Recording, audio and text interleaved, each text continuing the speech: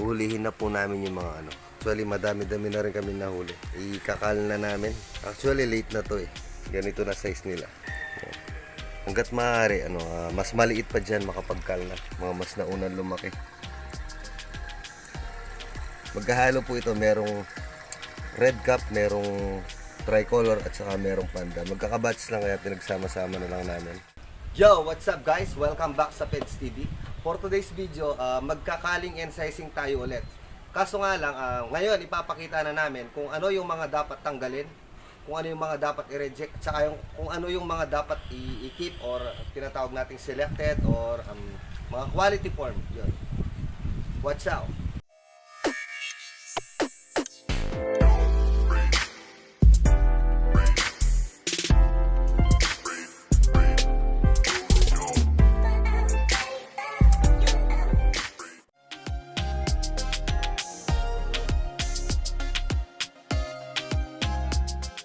Yun guys, simulan na natin yung pagsiselect ng mga good form at saka pagtanggal ng mga reject or cal.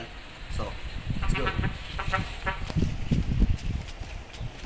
Simulan natin sa reject. Hanap tayo ng reject. Ayan.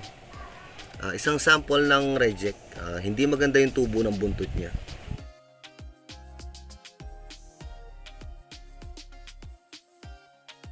Ito pa yung isa pang reject. Tingnan mo. Parang kulang yung buntot niya. Tingnan natin sa side view. Yan, tingnan niyo yung buntot niya, parang may putol. Yan, yung mga yun yung tinatanggal natin. Tsaka yung mga single tail. Kaso wala akong nakitang single tail ngayon. Next. Ito yung isa sa mga good form na napili natin. Medyo advance yung size niya kumpara sa iba. Tingnan natin side view. Ayan, ganyan po yung sukat ng good kumpara sa reject. Ayan.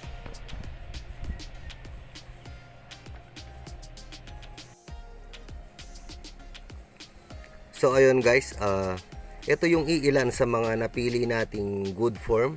Medyo maganda yung hubog kumpara dun sa mga reject. Sana may potential tong mga to kapag lumaki pa. Ito naman yung iilan sa mga reject na tinanggal natin. Masyadong ipit yung buntot, hindi nakabuka. At ito pa yung ibang reject na deform. Ayan, baluktot yung peduncle. Ayan, mga balu-baluktot yung buntot.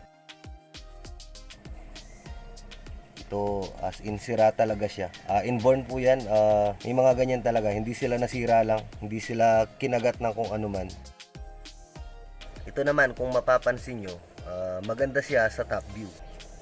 Pero kapag nakita natin to sa side view, medyo hindi maganda yung shape ng kanyang buntot. Tingnan natin sa side view. Ayan siya.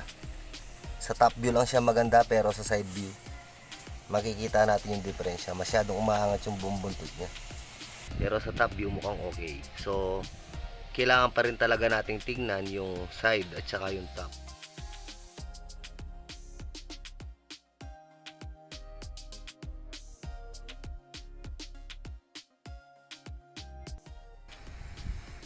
Itong bata na to, kahit bata pa, 10 years old, magi-11 years old, pero marunong na siyang mag-select ng reject sa mga good quality. Hello, Sir Jiro.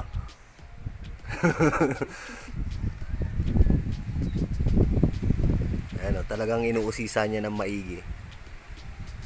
Kung karapat dapat ba talagang ikalo kung maganda.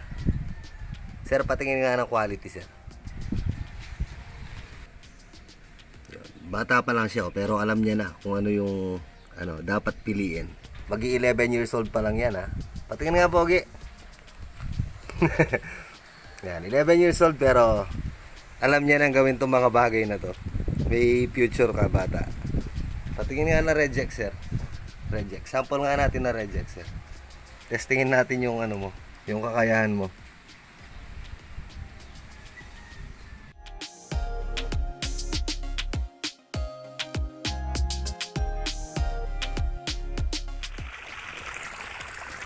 Ayan, tatanggalin na namin yung yung lumot. Hair algae yata yung tawag din, yung parang sinulid. Kasi kapag napulupot yung isda, hindi na talaga makaalis, hindi na makaahon.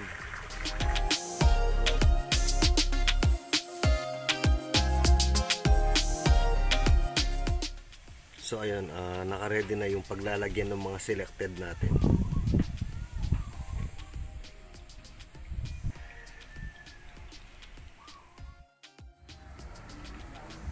So, eto na po yung mga selected natin. Dito natin sila pakakawalan.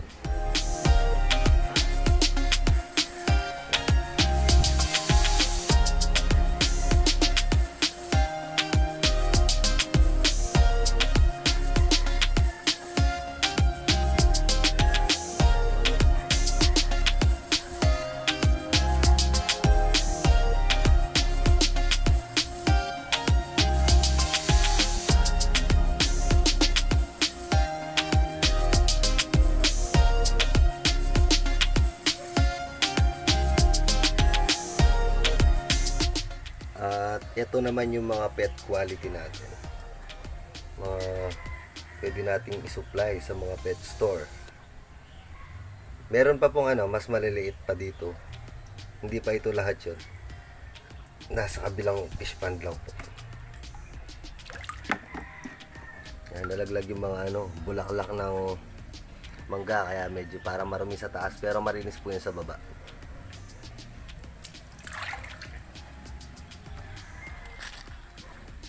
At ito naman yung mga reject, mga deform. Ayan. Meron ding meron pa tong mga kasamang maliliit.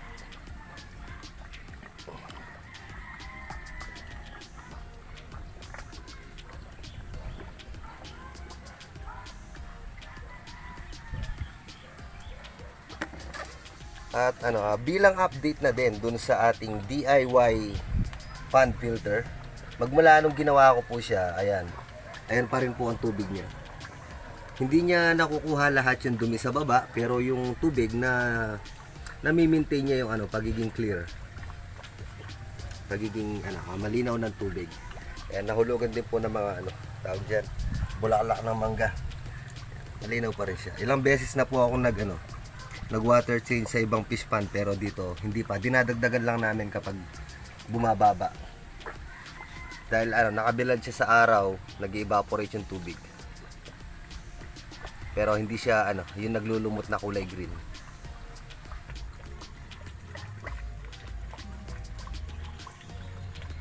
Sa ibang pond po madaming beses na po ako nag-water change. Sa hindi ko nilagyan ng pond filter. Pati dito, ilang beses na rin ako nag-water change din. Pero doon hindi pa. Sana po nakatulong yung DIY pond filter natin. Sa mga gusto sumubok, pwede nyo siya subukan, wala namang mawawala. Okay, thank you. So ayun guys, tapos na tayong magkaling and sizing na din, pero hindi na namin naipakita yung sizing. So yun, sakaling nakita nyo na kung ano yung dapat nating i-reject or ikal, at saka yung mga maigi nating ikip, mai-push para mabilis lumaki, mas mapaganda, baka sakali in the future may potential sila. So, maraming salamat din sa aking partner, kay Jiro. Kaya, kahit bata pa lang siya, kahit bata pa lang siya, marunong na siyang mag-select at saka marunong na siya sa gawaing ganito, sa pangingisda. Sana tularan din siya ng ibang kabataan. At maraming salamat sa lahat ng mga sumusuporta, nanonood at sumusubaybay. Thank you very much. See you on the next video. Bye-bye! So ayun guys, tapos na ako sasabi.